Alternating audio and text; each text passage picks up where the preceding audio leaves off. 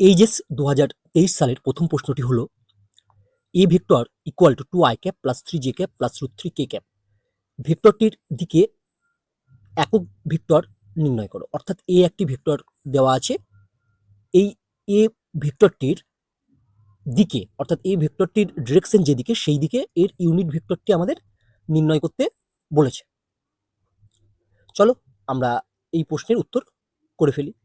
Answer দেখো, কোনো ভেক্টরের অভিমুখে একক ভেক্টর মানেই হচ্ছে সেই ভেক্টর, মানে এখানে এই ভেক্টর আছে মানে এই ভেক্টর বাই সেই ভেক্টরটির মড, অর্থাৎ এই ভেক্টর বাই মডে ভেক্টর বলতে বোঝায় এ ভেক্টরের অভিমুখে, অর্থাৎ এ ভেক্টরটির ডিরেকশন যেই দিকে সেই দিকে একক ভেক্টর।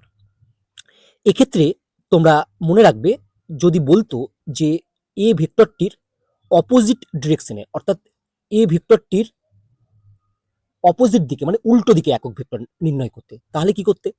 তখন তুমি আগে একটা জাস্ট নেগেটিভ চিহ্ন দিতে, minus A vector by mod vector. যদি বলতো যে এই ভেক্টরের উল্টো দিকে, এই যে এই ভেক্টর যেটা দেওয়া আছে তার অপোজিট ডিরেকশনে একক ভেক্টরটি নির্ণয় করো, তখন আমরা minus A vector by mod vector নির্ণয় করতাম। তাহলে আমরা প্রথমে এই ভেক্টরটির মান অর্থাৎ মডে নির্ণয় করব। মডে ভেক্টর ইকুয়াল টু আমরা সবাই জানি কি হবে না, √2 প্লাস 3 স্কোয়ার প্লাস √3 তার স্কোয়ার। এটাকে ক্যালকুলেশন করলে আমরা পাবো ইকুয়াল টু √4।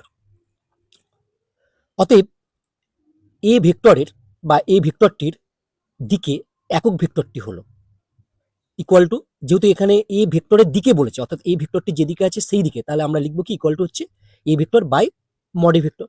এবার এদের মানগুলো বসিয়ে দাও, এ ভেক্টরের মান বসিয়ে দিলাম বাই মডে এর মান বসিয়ে দিলাম, তাহলে এটা পেলাম। তাহলে আমরা লিখতে পারবো এটা ইকুয়াল টু 1/4 ইন্টু এটা, এটাই হচ্ছে আমাদের অ্যান্সার।